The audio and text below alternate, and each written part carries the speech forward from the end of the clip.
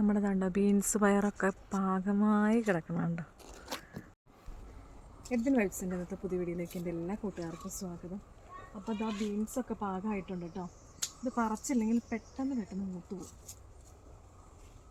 ഇങ്ങനെ വള്ളിയെ കൂടെ കയറ്റി വിട്ടുകൊണ്ടേ എളുപ്പമുണ്ട് പറിച്ചെടുക്കാനും.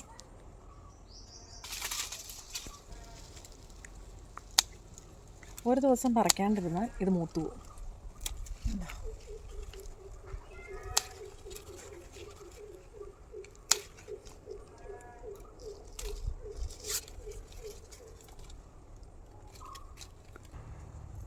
ഇലയായതുകൊണ്ട് കാണാണ്ട് കിടക്കും.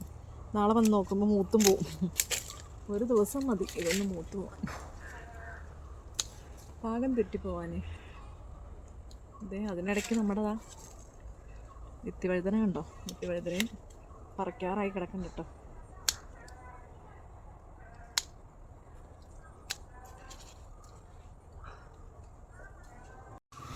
അപ്പോൾ ഇത്രയും പറിച്ചിട്ടുണ്ട് കേട്ടോ. നമുക്ക് ഒരു കൂട്ടത്തിനുള്ളതാ പറിച്ചിട്ടുണ്ട്.